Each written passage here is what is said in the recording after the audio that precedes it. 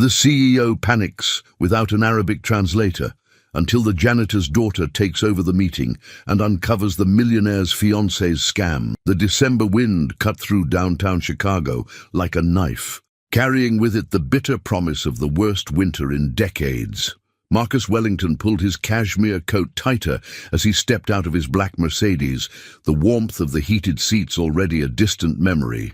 At 52, he had built an empire worth $3 billion. But tonight, all that money couldn't warm the ice that had settled in his chest 3 years ago. "Mr. Wellington, the reservation is confirmed for 7:30, James Fletcher, his assistant, said as he closed the car door behind them. "The board members are already inside." Marcus nodded absently, his steel-grey eyes scanning the sidewalk ahead.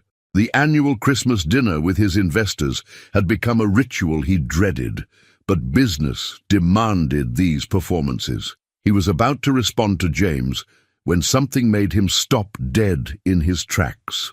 Huddled against the brick wall of the alley beside Romano's restaurant, a small figure sat trembling in the bitter cold, a little girl, no more than 7 years old, wearing a threadbare pink jacket that had seen better years. Her dark hair hung in tangles around a face that should have been rosy with childhood health, but instead was pale and gaunt.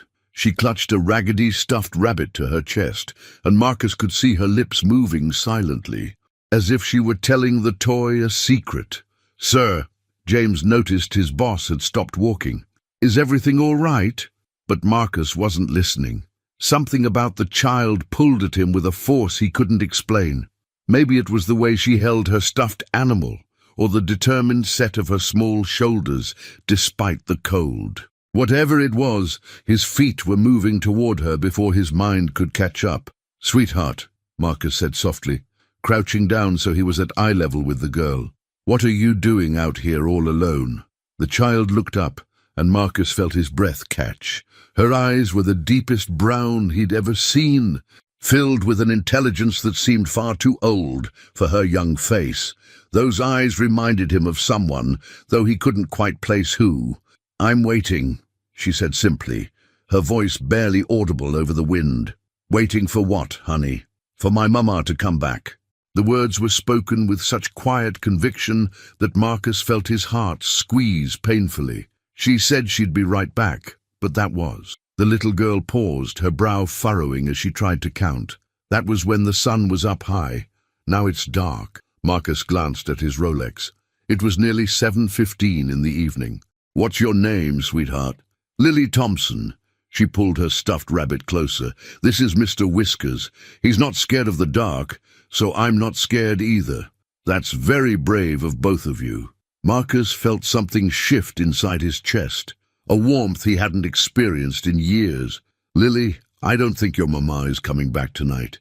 Do you have somewhere warm to go?" Lily's lower lip trembled slightly, but she lifted her chin with remarkable courage. "Aunt Betty said I could sleep in the alley if I was quiet. She has friends over and they don't like kids." The casual way she said it hit Marcus like a physical blow. This child was living in conditions no human being should endure, let alone a 7-year-old.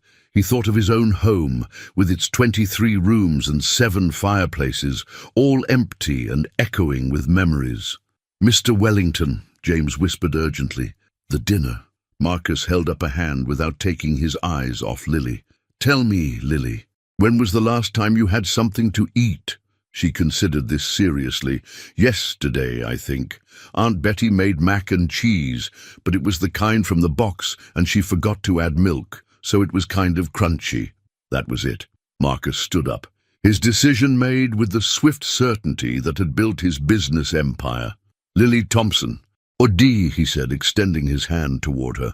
"Would you like to have dinner with me and my friends tonight? Real dinner with warm food and hot chocolate?" Lily stared at his outstretched hand as if it might disappear if she looked away. "You really mean it?" "I never say anything I don't mean. But I'm all dirty, and my clothes aren't fancy like yours." Marcus's throat tightened. "You're perfect exactly as you are. What do you say? Will you join us?" For a moment, Lily didn't move. Then, slowly, she reached out and placed her small, cold hand in his large, warm one. The moment their skin touched, Marcus felt something he thought was lost forever, a sense of purpose that had nothing to do with quarterly profits or market shares. "Okay," Lily whispered, "but can Mr. Whiskers come too?" "Mr. Whiskers is absolutely invited." As Marcus led Lily toward the restaurant, James falling into step behind them with obvious bewilderment, the little girl looked up at him with those impossibly deep brown eyes. "Mr. Marcus." "Yes, sweetheart." "Are you an angel?" "Aunt Betty says angels sometimes look like regular people." Marcus stopped walking for a moment, overwhelmed by emotions he thought he'd buried forever. "No, Lily.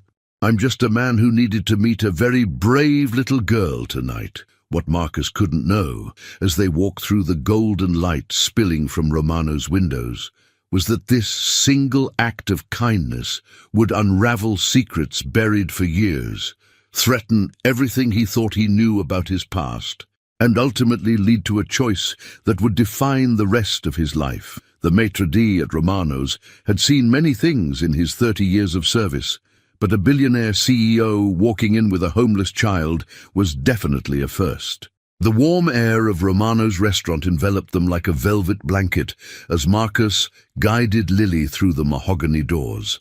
The contrast from the bitter December cold was so stark that Lily gasped, her small body visibly relaxing for the first time since Marcus had found her. "Good evening, Mr. Wellington," the maitre d', Giuseppe Romano, greeted them with practiced elegance before his eyes fell on Lily. Giuseppe's professional composure faltered for just a moment, but years of serving Chicago's elite had taught him to roll with the unexpected. "Your usual table is ready, sir." "Actually, Giuseppe, I'll need a child's menu as well tonight." Marcus's hand rested protectively on Lily's shoulder, "and perhaps a warm cup of hot chocolate to start." "Of course, sir. Right away." As they were led toward the private dining room where Marcus's business dinner was scheduled, Lily's eyes grew wide with wonder. She had never seen anything like Romano's, with its crystal chandeliers casting rainbows across cream-colored walls, adorned with original oil paintings. The thick carpet beneath her worn sneakers felt softer than any bed she'd ever known. "It's like a palace," she whispered to Mr. Whiskers, holding her stuffed rabbit so he could see too. The private dining room fell silent as Marcus entered with Lily. 5 of Chicago's most powerful investors sat around a table set with fine china and sterling silver, their faces displaying varying degrees of shock and confusion. These were men who controlled billions in assets, who could buy and sell companies on a whim, and they were utterly unprepared for this moment. "Gentlemen," Marcus said calmly, pulling out a chair for Lily right beside his own seat at the head of the table. "I'd like you to meet Miss Lily Thompson. She'll be joining us for dinner tonight." Robert Ashford, a stern man in his 60s who controlled half the real estate in downtown Chicago, was the first to find his voice. "Marcus, what exactly is going on here?" "We're having dinner, Robert. Just as planned." Marcus's tone carried that unmistakable edge that had made him one of the youngest billionaires in America. "Lily, these are my business associates. Gentlemen, Lily is my guest, and I expect her to be treated with the same respect you'd show any other dinner companion." Lily climbed onto her chair, which was so large her feet dangled several inches from the floor. She placed Mr. Whiskers carefully on the table beside her plate, arranging his small paws just so. "Hello," she said politely, her voice small but clear. "Thank you for letting me eat with you. I promise I'll use my best manners." The simple grace of her words hit the room like a thunderbolt. These men, accustomed to corporate warfare and ruthless negotiations, found themselves face to face with pure, unguarded innocence. William Chen, Marcus's longtime friend, and the closest thing he had to a confidant, leaned forward slightly. "It's very nice to meet you, Lily. That's a beautiful rabbit you have there." Lily's face lit up with the first genuine smile Marcus had seen from her. "His name is Mr. Whiskers. He's been my best friend for a really long time. My mama gave him to me when I was little, not just little like I am now." The waiter appeared with a steaming cup of hot chocolate topped with whipped cream and a cherry, setting it carefully in front of Lily. Her eyes went wide with disbelief. "Is that really for me?" she asked Marcus, her voice filled with wonder. "All yours, sweetheart." Lily wrapped her small hands around the warm mug and took a tiny, careful sip. The expression of pure bliss that crossed her face was something none of the men at that table would ever forget. It was as if she were tasting happiness itself for the first time. "It's the best thing I ever had in my whole life," she announced solemnly, then took another reverent sip. As the evening progressed, something magical happened in that dining room. The initial shock and discomfort of the businessmen began to melt away, replaced by something none of them had felt in years: genuine human connection.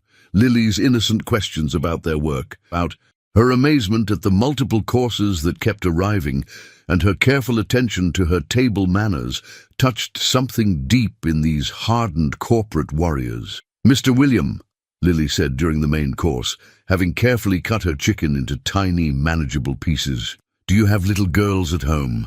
William's expression softened. "I do, Lily. 2 daughters, but they're grown up now. They're both doctors." "That's really important work," Lily said seriously. "When I grow up, I want to help people too. Maybe I could be a teacher or work at the place where they give food to hungry people." The room fell quiet. Here was a child who had nothing, who had been abandoned and neglected, and her greatest dream was to help others. Marcus watched it all unfold with growing amazement. He had brought Lily here on pure instinct, driven by an inexplicable need to protect her. But as the evening wore on, he realized she was the one changing everyone else. Her presence had transformed a sterile business dinner into something real and meaningful. "Lily," Robert Ashford said quietly, his gruff voice gentler than anyone had ever heard it, "tell me about your family." Lily's small hand found Marcus's larger one under the table. "Well, my mama had to go away for a while, but she's coming back. And I live with Aunt Betty, but she's not really my aunt. She just lets me stay there sometimes." Her voice dropped to a whisper. "I don't think she likes me very much." The men exchanged glances over her head, each one thinking the same thing. This child was essentially alone in the world. "But," Lily continued, her voice brightening as she looked up at Marcus, "I think maybe Mr. Marcus might be my guardian angel. Aunt Betty always said that when you really need help, sometimes angels come disguised as regular people." Marcus felt his throat tighten. 3 years ago, he had lost everything that mattered to him. He had convinced himself that he was beyond redemption, that his heart had frozen solid in his chest. But this little girl, with her unwavering faith and boundless capacity for hope, was melting that ice, one smile at a time. As dessert was served, a chocolate mousse that made Lily gasp with delight, Marcus made a decision that would change both their lives forever. But he had no idea that in a few short hours, a phone call would reveal a truth so shocking it would shake the very foundation of everything he thought he knew about his past, and about the little girl who had wandered into his life on the coldest night of the year. The grandfather clock in Romano's lobby chimed 10:30 as the dinner finally wound down. Lily had fallen asleep in her chair, her small head resting against Marcus's arm. Mr. Whiskers clutched protectively in her arms. The sight of the exhausted child touched something primal in every man at that table. "Marcus," William Chen said quietly, so as not to wake Lily, "what's your plan here? You can't just take a child home without proper procedures." Marcus looked down at Lily's peaceful face, noting the dark circles under her eyes and the way she instinctively curled toward him for warmth and protection. "I know exactly what I'm doing, William. For the first time in 3 years, I know exactly what I'm doing." Robert Ashford, who had been unusually quiet since Lily's comment about helping hungry people, cleared his throat. "That Aunt Betty she mentioned, someone needs to check on that situation. A child living in an alley." He trailed off, his own memories of growing up in poverty clearly surfacing. "Already handled," Marcus said, pulling out his phone. "James made some calls during dinner. Betty Morrison isn't Lily's legal guardian. She's just been letting the child stay there sporadically. Lily's mother, Sarah Thompson, has been missing for 6 weeks. The authorities haven't been notified because there's no one to report it. The men sat in stunned silence. They had just spent 3 hours with a child who had been essentially abandoned, and she had shown more grace and gratitude than most adults they knew. Marcus gently scooped Lily into his arms, careful not to wake her. She stirred slightly, murmuring something about chocolate mousse before settling back into sleep. "Gentlemen, we'll continue our discussion about the Morrison project tomorrow. Tonight, I have more important matters to attend to." As Marcus carried Lily toward the exit, James appeared with a concerned expression. "Sir, we have a problem. Mrs. Morrison, Lily's Aunt Betty, she's gone. Neighbors say she packed up and left about an hour ago. Apparently, she owed money to some dangerous people." Marcus felt his jaw clench. "So she just abandoned Lily completely?" "It appears so, sir, but there's more." James lowered his voice. "I had our private investigator do a preliminary background check on Sarah Thompson, Lily's mother. Sir, you need to see this." They settled into the back of Marcus's Mercedes, Lily still sleeping peacefully across his lap. James handed him a manila folder with trembling hands. "Sir, Sarah Thompson's maiden name was Sarah Wilson. She worked as a pediatric nurse at Chicago General Hospital until 7 years ago, when she suddenly quit and disappeared." Marcus opened the folder, and his world shifted on its axis. The photograph paperclip to the first page showed a young woman with dark hair and the deepest brown eyes he'd ever seen. Eyes identical to Lily's. But it wasn't just the resemblance that made his breath catch. He knew this woman. "Dear God," Marcus whispered, his hands shaking as he stared at the photo. "Sarah Wilson. I remember her." 8 years ago, Marcus had been in a near-fatal car accident. He'd spent weeks in Chicago General's intensive care unit, drifting in and out of consciousness. During his recovery, there had been a night nurse who had sat with him during his worst moments. When the pain medications weren't enough and the nightmares from the accident consumed him, Sarah Wilson had been more than a nurse. She had been his lifeline. Her gentle voice had talked him through panic attacks. Her steady presence had kept him grounded when he thought he was losing his mind. They had talked for hours during those long nights when sleep wouldn't come. And then, when he was well enough to leave the hospital, he had tried to find her to thank her properly. But she had quit just days before his discharge, leaving no forwarding address. "James," Marcus said, his voice barely controlled, "what else does the report say?" "Drill. Sarah Thompson gave birth to a daughter 8 years ago. The father is listed as unknown on the birth certificate." Marcus did the math quickly. Lily was 7 years old. Sarah had quit her job 7 years ago. The timing was... "Sir, there's more." I took the liberty of having the investigator dig deeper into Miss Thompson's disappearance. It wasn't random. 3 men were seen forcing her into a car 6 weeks ago. Street cameras caught part of the license plate, but the investigation stalled because no one reported her missing. Lily stirred in Marcus's arms, her small hand reaching up to touch his face. "Mr. Marcus," she whispered sleepily, "are we going home?" Home. The word hit him like a physical blow. When was the last time his house had felt like a home? When was the last time anyone had waited for him there? "Yes, sweetheart, we're going home." But even as he said the words, Marcus's mind was racing. The brown eyes, the timing, Sarah's sudden disappearance from the hospital right after Lily's birth. It couldn't be a coincidence, could it? "James, I need you to contact Dr. Harrison at Chicago General immediately. I don't care what time it is. I need to know everything about Sarah Wilson's employment there 8 years ago. Sir, it's nearly 11 o'clock. Now, James." As they pulled into the circular drive of Marcus's Lakeshore Drive mansion, Lily woke fully and pressed her face to the window. "Is this really where you live?" she asked in wonder. "It is, and tonight it's where you live too." But as Marcus carried Lily up the steps to his front door, he couldn't shake the feeling that he was about to uncover a truth that would change everything. The little girl in his arms might be more than just a homeless child he'd rescued from the cold. She might be the daughter he never knew he had. The thought should have terrified him. Instead, for the first time in 3 years, Marcus Wellington felt something he'd thought was lost forever: hope. As they stepped into the warmth of his home, neither of them could have imagined that in just 12 hours, a DNA test would confirm Marcus's growing suspicions, and a desperate phone call would reveal that Lily's mother was still alive and in terrible danger.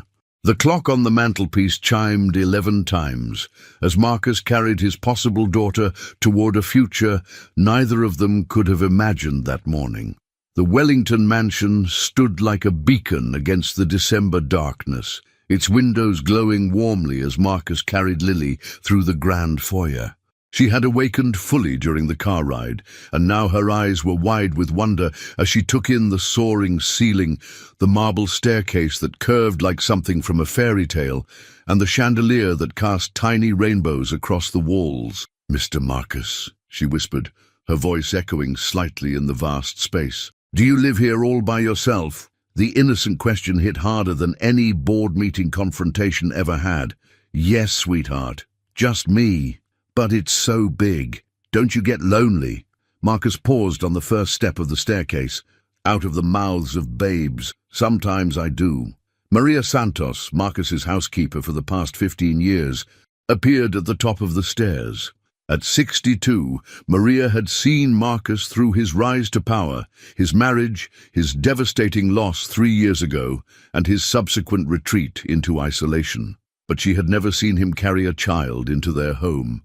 "Mr. Wellington," she said softly in her gentle Mexican accent, "I prepared the blue guest room as you requested." "Thank you, Maria. This is Lily. She'll be staying with us." Maria's experienced eyes took in everything: the child's worn clothes, her thin frame, the way she clung to both Marcus and her stuffed rabbit, and most importantly, the way Marcus held her with a tenderness Maria hadn't seen from him in years. "Welcome, Misha," Maria said warmly, extending her hand to Lily. "I'm Maria, and I help take care of this big house." Lily looked up at Marcus for permission before taking Maria's hand.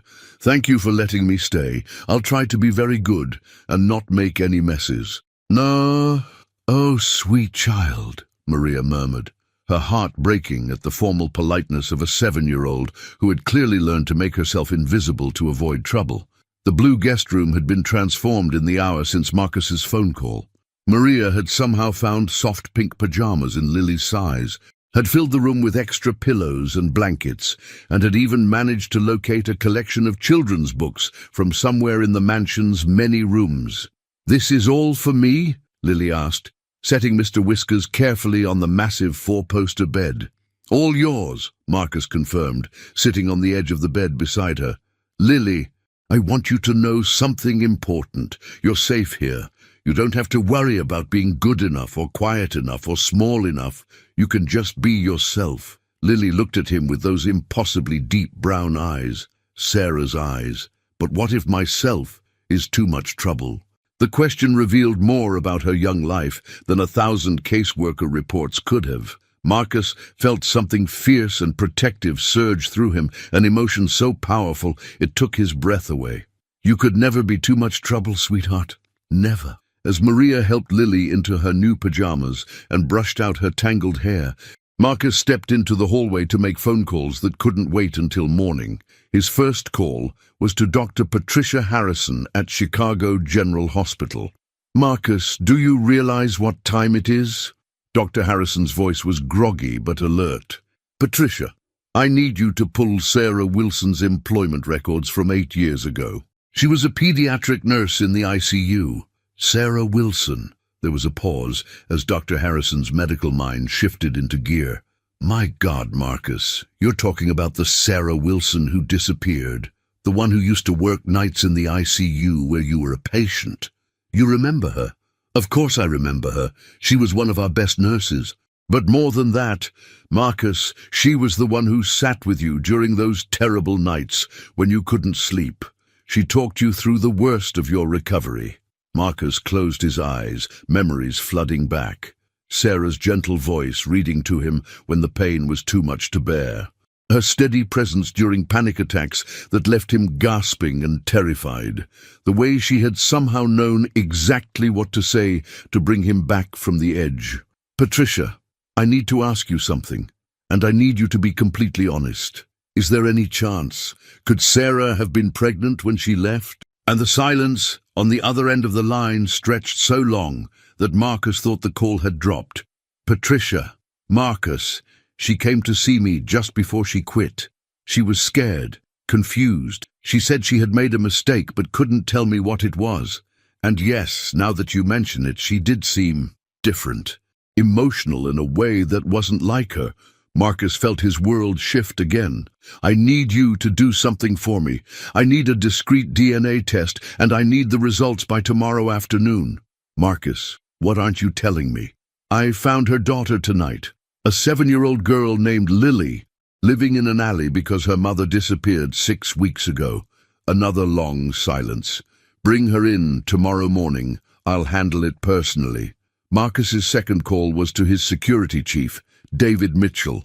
David, I need round-the-clock protection on my home, starting immediately, and I need you to expand the search for Sarah Thompson. She didn't leave voluntarily. She was taken. Understood, sir. How much should I tell the men about the situation? Everything. This isn't just about business anymore. When Marcus returned to Lily's room, he found her sitting up in the enormous bed, looking tiny against the mountain of pillows. She had changed into the pink pajamas, and with her hair brushed and her face clean, the resemblance to Sarah was even more striking. Mr. Marcus, she said softly, can I ask you something? Anything, sweetheart. Do you think my mama is okay? Sometimes I have bad dreams that she's scared and needs help. Marcus sat on the edge of the bed and took her small hand in his. I think your mama loves you very much, and I think she would do anything to get back to you, and I want you to know that I'm going to do everything in my power to find her. Promise? I promise. As Lily settled down to sleep, clutching Mr. Whiskers close, she looked up at Marcus with complete trust. I'm glad I met you tonight. I think maybe you needed a friend as much as I did. Marcus felt tears prick his eyes. I think you're absolutely right. He was about to turn off the light when Lily spoke again, her voice already thick with sleep. Mr. Marcus, when I was really little, my mama used to tell me stories about my daddy. She said he was brave and kind, and that he would love me very much if he could find me. Do you think he's still looking for me? Marcus's breath caught in his throat. I think any father would be lucky to have a daughter like you, Lily. Sweet dreams. As he closed the door softly behind him, Marcus realized that tomorrow's DNA test might just confirm what his heart already knew, and if it did, he would move heaven and earth to find Sarah and bring their family together. But first, he had to prepare for the possibility that he was about to become a father to a 7-year-old girl who had already stolen his heart completely. To 5, Marcus barely slept that night. He spent hours in his study, staring at Sarah's photograph and trying to piece together memories from 8 years ago. Every detail seemed crucial now. Every conversation, every moment of connection, every reason she might have had for disappearing so completely. At 6 in the morning, he found himself standing outside Lily's door, listening to her peaceful breathing.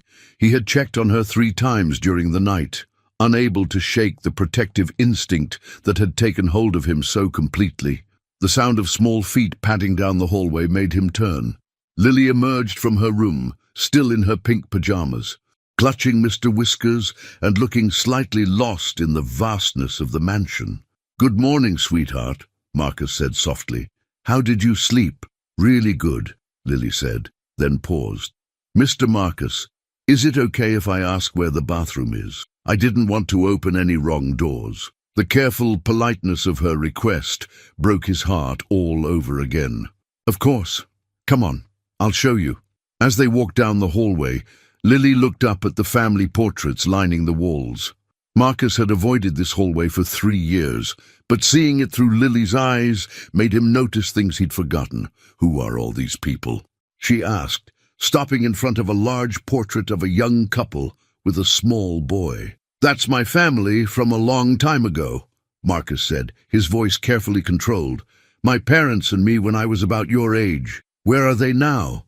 They died when I was grown up, but I still miss them sometimes. Lily nodded solemnly. I miss my mama too, but I pretend she's watching me from wherever she is, so I don't feel so alone."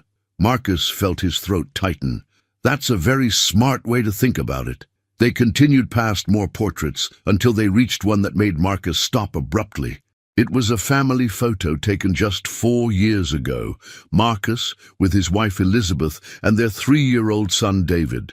They looked impossibly happy, completely unaware that within a year, a drunk driver would take both Elizabeth and David away forever. "They look really happy," Lily said quietly, studying the photo. "Is that your family too?"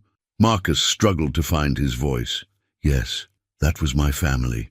"What happened to them?" The simple, direct question deserved an honest answer. "They went to heaven 3 years ago. There was an accident." Lily reached up and took his hand, her small fingers warm and comforting. "I'm sorry they had to go away, but I bet they're proud of you for taking care of me." The innocent wisdom of her words hit him like a physical blow. Here was a child who had every reason to be bitter and angry at the world, and instead she was comforting him. Downstairs, Maria was already preparing breakfast, and the smell of fresh coffee and pancakes filled the kitchen. When she saw Lily, her face lit up with genuine warmth. "Buenos dias, mija. Are you hungry?" Lily's eyes widened as she took in the spread Maria had prepared: fluffy pancakes, fresh fruit, orange juice, and scrambled eggs. "Is this all for breakfast?" "All for you, little one. You need to eat and grow strong." As Lily ate with the careful appreciation of someone who had never taken food for granted, Marcus's phone rang. James Fletcher's name appeared on the screen. "Sir, I have updates on both situations," James said without preamble. The investigator found security footage from the night Sarah Thompson was taken. 3 men in a black SUV, but the license plate traces back to a shell company. "We're digging deeper." "And?" "There's more, sir. I spoke with neighbors in Sarah's building. She had been receiving threatening phone calls for weeks before she disappeared. Something about money owed by someone named Tommy Morrison." Marcus felt ice form in his veins. "Morrison? As in Betty Morrison, Lily's fake aunt?" "It appears so, sir. Tommy Morrison was Betty's boyfriend. He borrowed money from some very dangerous people and disappeared. They thought Sarah might know where he was or where the money was hidden." Marcus watched Lily carefully cutting her pancakes into perfect squares, humming softly to herself, completely unaware that her mother might have been taken because of someone else's mistakes. "Keep digging, James, and double the security detail. If these people are still looking for Tommy Morrison, they might come looking for Lily." After breakfast, Marcus explained to Lily that they needed to visit the hospital for a quick checkup. She accepted this with the same quiet compliance she showed toward everything, and an hour later they were sitting in Dr. Harrison's office. "Lily, I'm going to take a tiny bit of your blood just to make sure you're healthy," Dr. Harrison explained gently. "It won't hurt much. And then Mr. Marcus is going to take you somewhere fun while we wait for the results." "Will it help find my mama?" Lily asked, rolling up her sleeve. Marcus and Dr. Harrison exchanged glances. "It might help us understand some important things," Marcus said carefully. The blood draw was quick, and Lily was brave throughout, only wincing slightly when the needle went in. Dr. Harrison promised to call with results by late afternoon. "Where would you like to go while we wait?" Marcus asked as they left the hospital. Lily thought seriously about this. "Could we go to the library? I love books, but I haven't been able to read any new ones in a really long time." And the simplicity of her request touched him deeply. Here was a child who could have asked for toys or games or any number of expensive things, and she wanted books. The Chicago Public Library was nearly empty on a Thursday morning, and Lily's reaction to the children's section was pure magic. She ran her fingers along the spines of books with reverence, her eyes shining with possibilities. "I can really pick any ones I want," she asked. "As many as you can carry." For the next 2 hours, Marcus watched Lily lose herself in story after story. She read to him about brave princesses and talking animals, her voice growing more confident with each page. When she wasn't reading, she was carefully selecting books to take home, considering each choice with the gravity of someone making life-altering decisions. It was during this peaceful interlude that Marcus's phone rang with the call that would change everything. "Marcus, Doctor." Harrison's voice was tight with emotion. "The results are in. You need to sit down. Just tell me, Patricia. She's your daughter, Marcus. Lily is definitely your biological daughter." Marcus felt the world shift around him as he watched Lily sitting cross-legged on the library carpet, completely absorbed in a book about a little girl finding her way home. His daughter, the child he never knew existed, was his own flesh and blood. "There's more," Dr. Harrison continued. "I ran the blood work for other reasons too. Marcus, this child has been malnourished for months. Her vitamin levels are dangerously low, and there are signs of chronic stress that no 7-year-old should have. She's been through hell, and somehow she's still the sweetest child I've ever met." Marcus watched Lily turn a page, her small face serious with concentration, and felt something fundamental shift in his chest. This wasn't just about rescuing a homeless child anymore. This was about protecting his daughter, finding her mother, and somehow building the family he'd thought was lost forever. "Daddy!" Lily called out suddenly, and Marcus's heart stopped. But then he realized she was reading from her book, practicing the word as she sounded out the story. Soon, he thought, looking at the child who had unknowingly called him by the title he'd thought he'd never hear again. Very soon, that word would be meant for him. But first, he had to find Sarah and bring her home safely. His daughter deserved to have her mother back, and Marcus was going to move heaven and earth to make that happen. The drive home from the library was quiet, with Lily contentedly flipping through her stack of chosen books in the back seat. Marcus gripped the steering wheel tighter than necessary, his mind reeling from Dr. Harrison's confirmation. His daughter. 7 years of her life had passed without him knowing she existed. 7 years of her struggling, while he had been building an empire that suddenly felt meaningless. "Mr. Marcus?" Lily's voice broke through his thoughts. "Are you sad about something?" Marcus glanced at her in the rearview mirror. Even at 7 years old, she was incredibly perceptive. "I'm not sad, sweetheart. I'm just thinking about some very important things. Sometimes when I think too hard, my head hurts. Mama used to say that feelings are too big for thinking, and sometimes you just have to let them be big." The wisdom in her words hit him like a physical blow. Sarah had taught her that. Sarah, who was somewhere out there, possibly hurt, definitely scared, not knowing that their daughter was safe. Back at the mansion, Marcus found James waiting in his study with a thick folder and a grim expression. "Sir, we have a breakthrough, but it's not good news." Lily had settled in the living room with Maria, who was teaching her to braid friendship bracelets. The domestic scene was so normal, so right, that Marcus had to force himself to focus on James's words. "Tommy Morrison is dead," James said bluntly. "Found in the Chicago River 3 weeks ago. The men who took Sarah don't know that yet." Marcus felt his blood run cold, which means they're still holding her, waiting for information she doesn't have about money that no longer exists. "Where is she, James?" "We tracked the shell company to a warehouse district on the south side. David Mitchell's team is already conducting surveillance. But, sir, these aren't amateur thugs. Victor Kozlov's organization doesn't leave loose ends." Marcus had heard of Kozlov, a man who controlled much of Chicago's underground lending operations with an iron fist and no conscience.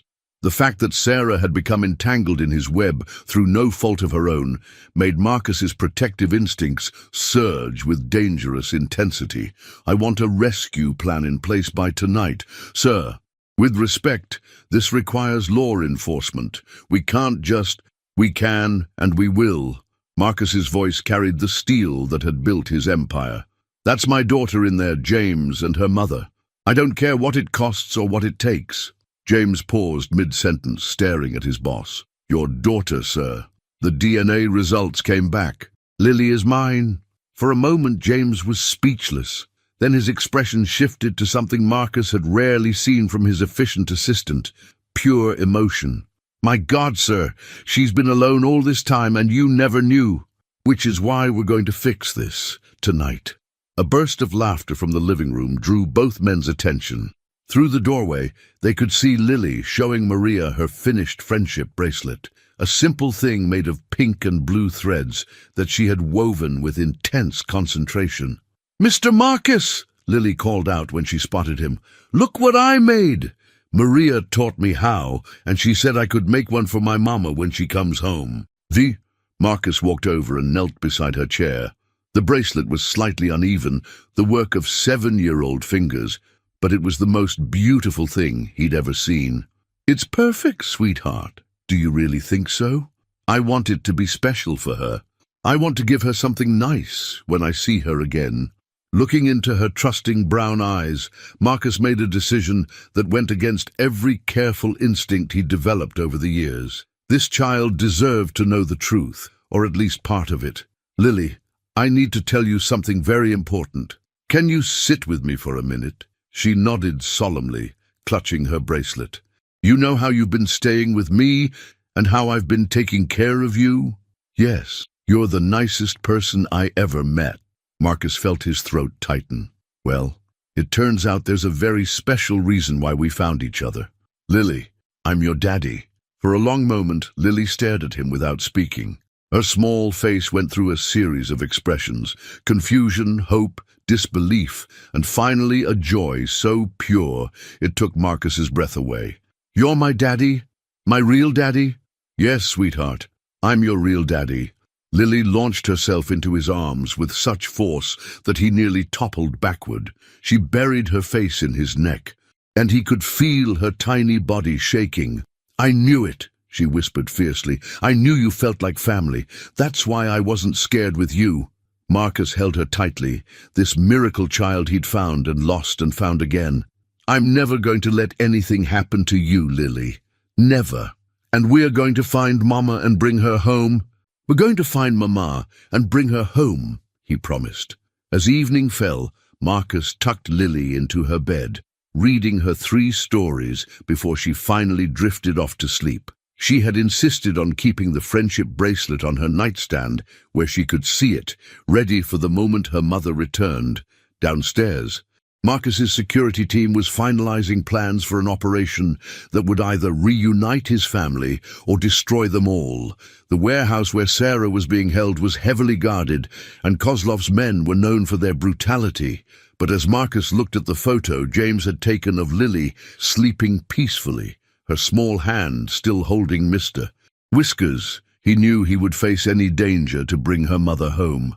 What he didn't know was that at that very moment Sarah Thompson was staring out a grimy warehouse window at the Chicago skyline, wondering if her daughter was still alive, and praying to a God she wasn't sure was listening that somehow, somewhere, Lily was safe. The rescue would happen tomorrow. One way or another, this family would be whole again. The next morning came too early for Marcus, who had spent most of the night strategizing with his security team. David Mitchell spread blueprints across the dining room table while Lily ate her breakfast, blissfully unaware that her father was planning what could be the most dangerous operation of his life. "The warehouse has 4 entry points," David explained, his finger tracing the building's perimeter. "But Kozlov's men patrol in shifts. We have a 30-minute window during the guard change at 3 p.m. Marcus studied the satellite photos James had obtained. The building looked fortress-like, surrounded by chain-link fencing and security cameras. Somewhere inside, Sarah was waiting for rescue. "Daddy?" Lily's voice made him look up. Even after 12 hours, hearing that word from her lips sent warmth through his chest. "Are you going somewhere today?" Marcus knelt beside her chair, choosing his words carefully. "I have some very important business to take care of. Maria will stay with you, and there are some nice security guards who will make sure you're safe." "Is it about Mama?" The perceptiveness of children never ceased to amaze him. "Yes, sweetheart. It's about Mama." Lily reached into her pocket and pulled out the friendship bracelet she'd made. "Will you give this to her, so she knows I'm okay, and that I love her?" Marcus took the small woven bracelet, feeling its weight like a sacred trust. "I promise I'll give it to her personally. And tell her that you're my daddy now, and that we're going to be a real family. I'll tell her everything. At 2:30 that afternoon, Marcus sat in the back of an armored SUV 3 blocks from the warehouse, wearing tactical gear that felt foreign despite his military training from decades ago. His team of 12 men was positioned around the building, waiting for his signal. "Sir," David's voice crackled through his earpiece, "thermal imaging shows 5 heat signatures in the main building. One appears to be restrained in the northeast corner." Sarah.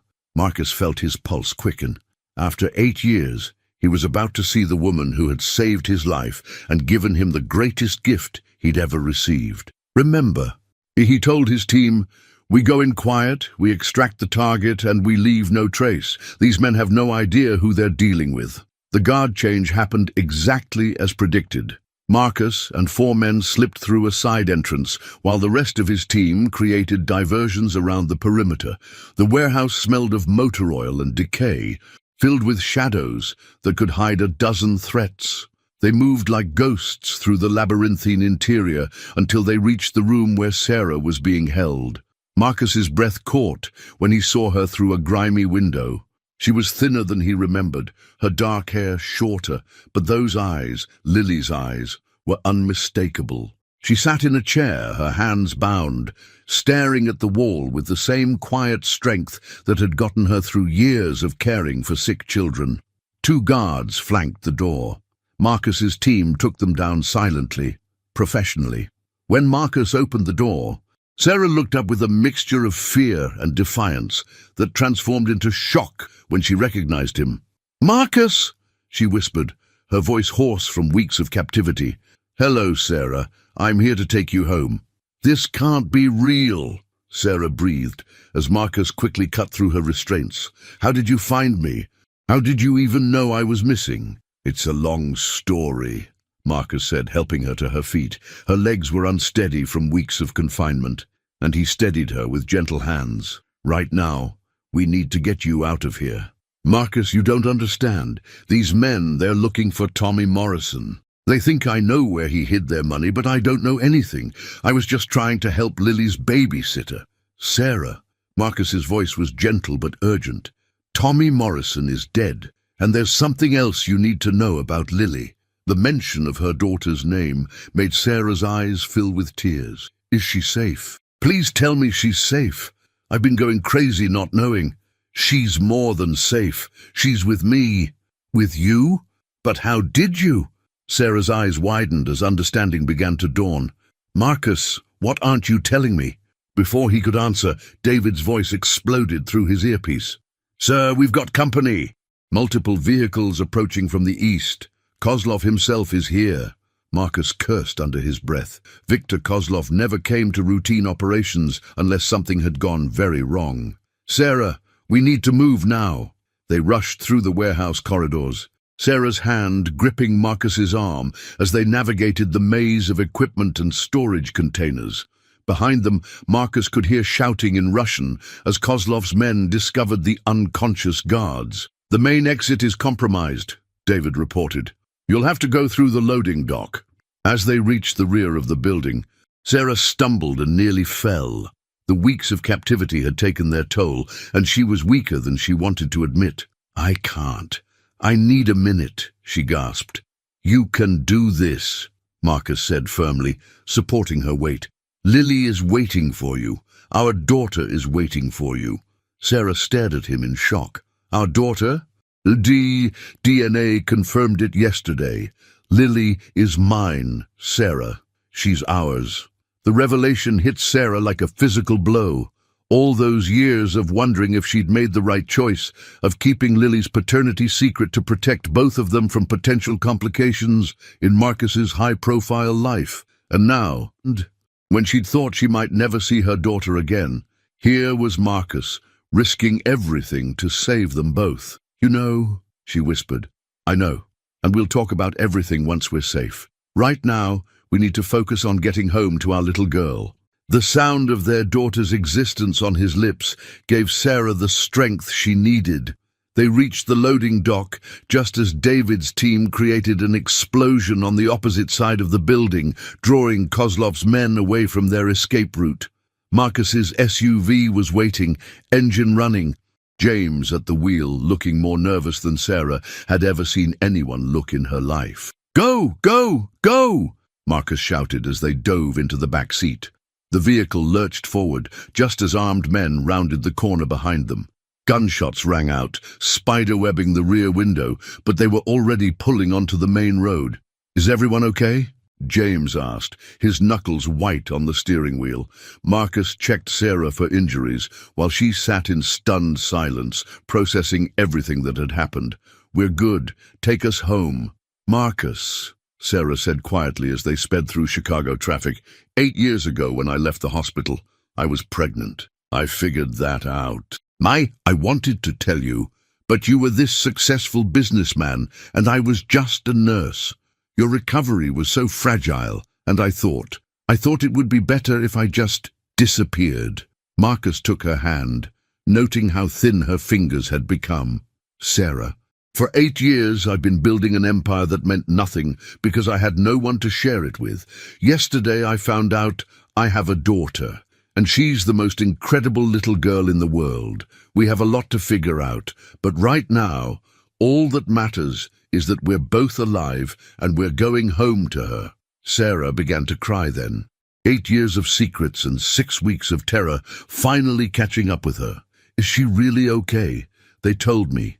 They said if I didn't cooperate, they would find her and hurt her. She's perfect, brave and kind and smart, just like her mother.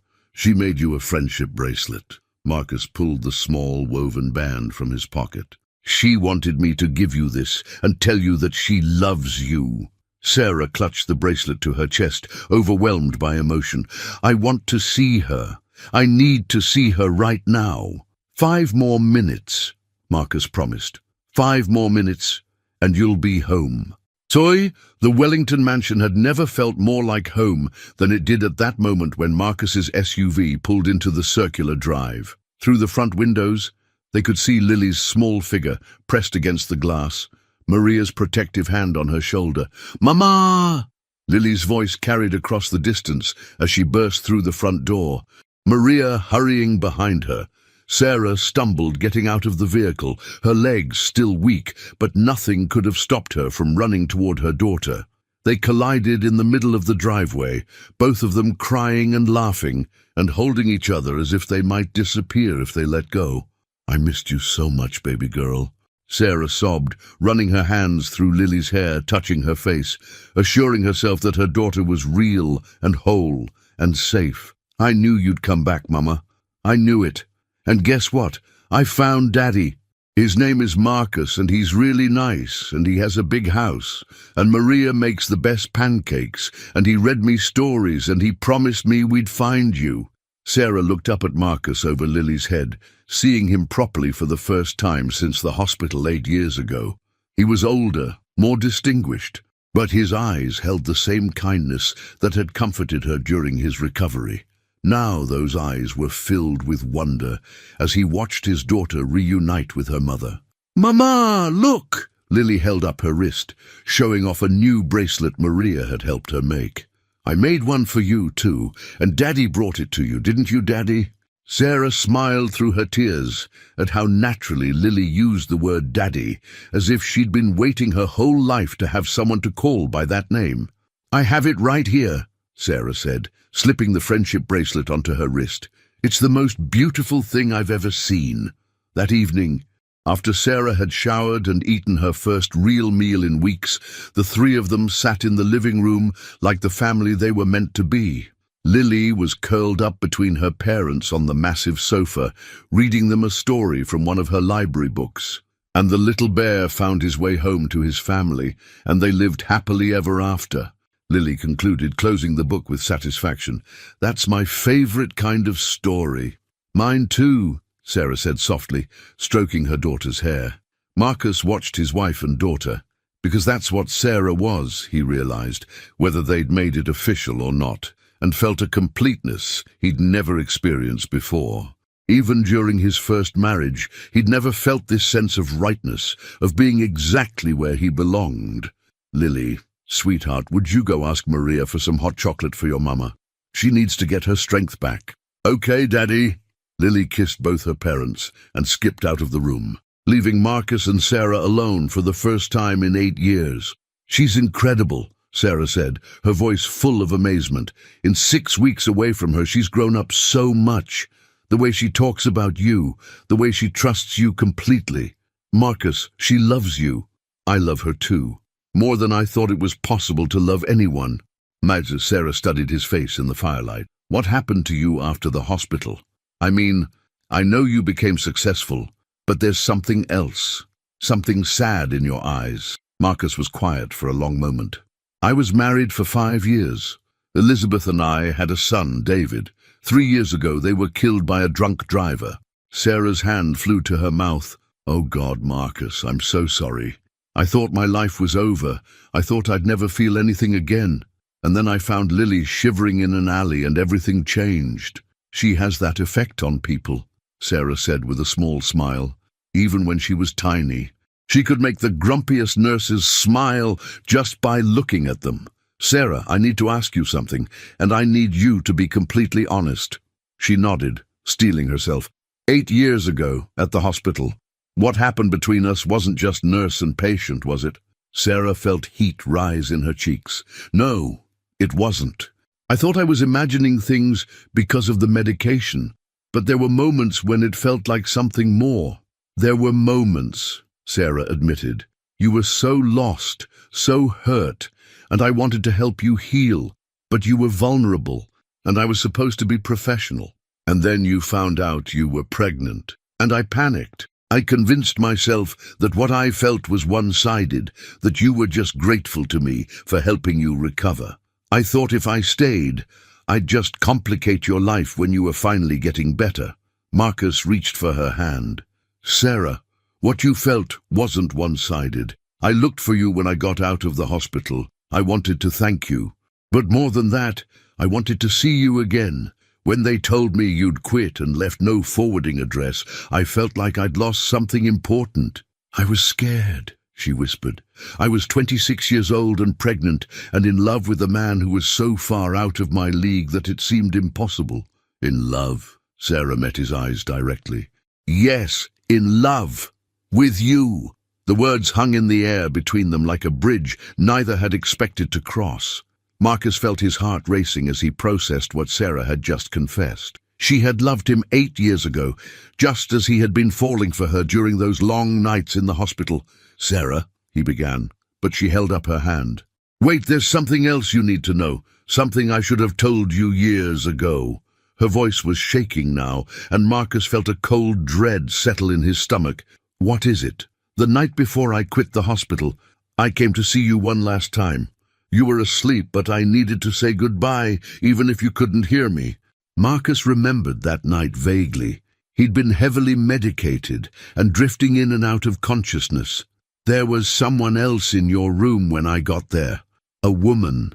She said she was your fiancée, Elizabeth." The mention of his late wife's name made Marcus stiffen. "Elizabeth was never my fiancée 8 years ago. We didn't even meet until 6 years ago." Sarah's face went pale. "Marcus, she knew things about you, personal things. She told me you were going to propose to her as soon as you recovered, that she was just waiting for the right moment to announce your engagement publicly." "That's impossible. Elizabeth and I didn't meet until 2018, at a charity function. We were married in 2019. She showed me a ring," Sarah continued, her voice barely above a whisper. "A huge diamond. She said you bought it before the accident and that she was keeping it safe until you were well enough for the proposal." Marcus felt the world tilting around him. What did this woman look like? Blonde, about 30, very elegant. She was wearing expensive clothes and she seemed possessive. "She told me that you had been together for 2 years before the accident and that my little crush was inappropriate and unprofessional." Dear God! Marcus stood up abruptly, pacing to the window. "Sarah, the woman you met wasn't Elizabeth. Elizabeth was a brunette, and she was barely 25 when we got married. She was still in graduate school 6 years ago." "Then who?" Marcus's mind was racing, pieces of a puzzle he'd never known existed clicking into place. "I need to make a phone call." He stepped into his study and dialed Dr. Harrison's number, his hands shaking slightly. "Patricia, I need you to think back 8 years ago. Was there a blonde woman who came to visit me regularly during my recovery? Someone who claimed to be my fiancée?" There was a long pause. "Marcus, you're going to think this is strange, but I've been meaning to talk to you about that time. There were some irregularities in your chart. Medications that were ordered but not by your attending physician." "What kind of medications?" "Memory suppressants. Drugs that were designed to help trauma patients forget painful experiences, but they can also affect memory formation in general. Someone was giving you doses that weren't medically necessary." Marcus felt ice form in his veins. "Who ordered them?" "That's what's strange. The orders came through official channels, but when I tried to track them down last month for a research project, the paperwork had been altered. Someone with access to our computer systems had covered their tracks." "Patricia, the blonde woman. I remember her. She was very convincing, very authoritative. She had medical knowledge, knew how to talk to staff. We all assumed she was who she said she was." Marcus ended the call and returned to the living room, where Sarah was waiting with growing concern. "Marcus, you look like you've seen a ghost." "Sarah, I think someone deliberately sabotaged our relationship 8 years ago. Someone who wanted to make sure you disappeared from my life permanently." "But why? Who would do something like that?" Before Marcus could answer, Lily came running back into the room, followed by Maria carrying a tray of hot chocolate. "Mama, Maria says we can make cookies tomorrow if you're feeling better," Lily announced, climbing back onto the sofa. Marcus and Sarah exchanged glances over their daughter's head. Whatever conspiracy had kept them apart for 8 years, whoever had manipulated their lives with such calculated cruelty, it would have to wait. Right now, their family was together, and that was all that mattered.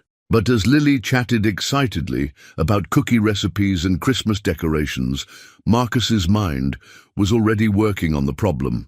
Someone had gone to elaborate lengths to separate him from Sarah, to make sure their daughter grew up without a father. Someone with medical knowledge, computer access, and enough money to orchestrate a sophisticated deception. Someone who might still be a threat to his family. The revelation would have to wait until tomorrow. Tonight was for healing, for reconnecting, for being the family they should have been all along. But tomorrow, Marcus Wellington was going to find out who had stolen 8 years from them, and he was going to make sure they paid for every single day his daughter had spent without him. The next morning, Marcus was in his study before dawn, surrounded by files and computer printouts that James had worked through the night to compile. The pieces of the puzzle were starting to form a picture, and it was more disturbing than he had imagined. "Sir," James said quietly, not wanting to wake the house, "you're not going to believe what we found." Marcus looked up from a stack of hospital records. "Try me. The blonde woman who visited you 8 years ago? Her name was Dr. Victoria Blackwood.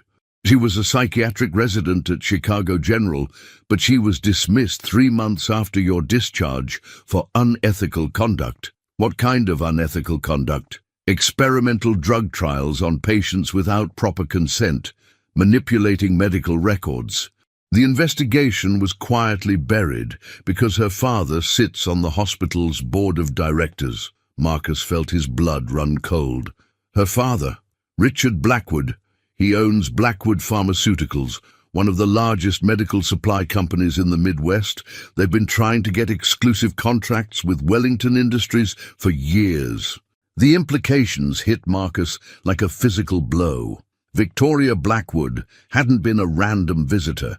She'd been conducting some kind of elaborate scheme, possibly to manipulate him while he was vulnerable, potentially to gain access to his business empire through a romantic relationship. Where is she now? That's where it gets interesting, sir. Dr. Victoria Blackwood died in a car accident 4 years ago, but her medical license shows activity up until last month. Someone's been using her identity. It appears so. And, sir, there's more. The car accident that killed your wife and son 3 years ago? Marcus felt the room spin around him. What about it? The drunk driver. Michael Torres had no history of alcohol abuse. His blood alcohol level was consistent with someone who had been drugged, not someone who had been drinking. The case was closed quickly because Torres died in the crash, but the investigating officer noted several inconsistencies in his report. "You're telling me Elizabeth and David were murdered?" "I'm telling you that someone has been manipulating your life for years, sir. Someone who wanted to keep you isolated and vulnerable." The sound of footsteps in the hallway made both men look up. Sarah appeared in the doorway, wearing one of the robes Maria had found for her, her hair still damp from the shower. "I'm sorry. I heard voices and wanted to make sure everything was okay." Marcus stood up, his mind reeling from James's revelations. "Sarah, we need to talk. All of us." 20 minutes later, they were seated around the kitchen table while Lily ate breakfast and chattered about the snow that had started falling outside. Sarah listened in growing horror as Marcus explained what they had discovered. "So, this Victoria Blackwood deliberately separated us, and then years later, she may have been involved in killing your first family." Sarah kept her voice low so Lily wouldn't overhear. "It's looking that way. The question is why?" "Daddy," Lily said suddenly, looking up from her pancakes, "who's the lady in the picture?" Marcus and Sarah both turned to see what she was talking about. Lily was pointing at James's tablet, which displayed a driver's license photo of Dr. Victoria Blackwood. "Where did you see her, sweetheart?" Marcus asked gently. "She came to Aunt Betty's house a few weeks before Mama went away. She was asking lots of questions about Mama and about me. Aunt Betty told her to go away, but she left her a lot of money." Marcus and Sarah exchanged horrified glances.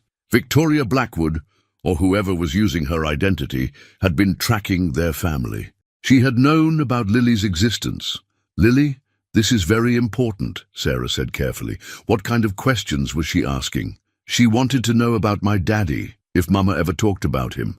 She asked Aunt Betty if we had any pictures or papers that Mama kept, and she asked where Mama worked." The timeline was becoming clear. Someone had been systematically gathering information about Sarah and Lily, and 6 weeks later, Sarah had been kidnapped. It wasn't a random crime related to Tommy Morrison's debts. It had been a targeted attack designed to separate Lily from her mother. "Sir," James said quietly, "if Dr. Blackwood is still alive, and she's been orchestrating all of this, then your family is still in danger." "Not anymore," Marcus said with deadly calm. "James, I want every security measure we have protecting this house, and I want a full investigation into Dr. Victoria Blackwood, her father, and anyone connected to either of them." "Already in progress, sir." "Good, because whoever this woman is, whatever she wants from us, she made one critical mistake." "What's that, sir?" Marcus looked at his daughter, who was now making shapes in her syrup while humming contentedly, completely unaware that she was the center of a conspiracy that had torn her family apart for years. "She underestimated how far I'll go to protect my family." As if sensing the tension in the room, Lily looked up and smiled at both her parents. "Are we going to decorate the Christmas tree today? It's only 2 weeks until Christmas, and I've never had a real Christmas tree before." Marcus and Sarah both felt their hearts break a little at that innocent statement. How many Christmases had their daughter spent without the family she deserved? "We're going to have the most beautiful Christmas tree you've ever seen," Marcus promised her. And they would. But first, he was going to make sure that whoever had stolen 8 years from their family would never threaten them again. 1 week later, the Wellington mansion was transformed into a Christmas wonderland. Lily had insisted on decorating every room, and Marcus had discovered that saying no to his daughter was virtually impossible. The 12-foot tree in the living room sparkled with thousands of lights and ornaments that Lily had carefully selected from the best shops in Chicago. "Daddy, do you think Santa knows I live here now?" Lily asked, as she hung a small angel ornament on a low branch. "I think Santa always knows where good little girls live," Marcus replied, lifting her up so she could reach a higher spot. Sarah watched from the sofa, finally looking healthy and rested after a week of safety and good food. The friendship bracelet Lily had made still adorned her wrist, and she had refused to take it off even to shower. "Marcus," she said quietly, while Lily was distracted with the ornaments. "Any word from James about the investigation?" "Victoria Blackwood, the real one, died 4 years ago, just as we suspected. But someone has been using her credentials and her father's resources to orchestrate everything that happened to us." "Who?" Before Marcus could answer, James appeared in the doorway with a grim expression. "Sir, we have our answer." Marcus handed Lily another ornament and stepped aside with James and Sarah. "The person who's been manipulating your life, sir, is someone you know, someone who had access to your personal information, your schedule, your vulnerabilities." "Who, James?" "Dr. Patricia Harrison." The revelation hit Marcus like a physical blow. Dr. Harrison had been his doctor 8 years ago, had performed Lily's DNA test, had access to all his medical records and personal information. "That's impossible. Patricia has been my friend for years." "Sir, Dr. Harrison has been in love with you since your first stay in the hospital. She's been systematically eliminating anyone who might compete for your affections. She recruited Victoria Blackwood to help her 8 years ago, and when Victoria got cold feet and tried to back out, Patricia arranged her accident." Sarah felt sick. "She manipulated me into leaving, made me think Marcus was engaged to someone else. And then she wormed her way into his life over the years, positioning herself as his trusted doctor and friend. When he married Elizabeth, Dr. Harrison couldn't handle it. She arranged the car accident that killed his wife and son." Marcus felt rage building in his chest, unlike anything he'd ever experienced. "Patricia killed my family?" "No, she was counting on you staying isolated and damaged, dependent on her for support. When you started to heal and move on, she got desperate. The attack on Sarah was her attempt to eliminate the last threat to her fantasy of having you to herself." "Where is she now?" "That's the problem, sir. She's missing. Her house is empty. Her office is cleared out and there's no trace of her anywhere." "Daddy?" Lily's voice cut through the tension. "Why does everyone look so sad? It's Christmas." Marcus forced a smile and returned to his daughter. "We're not sad, sweetheart.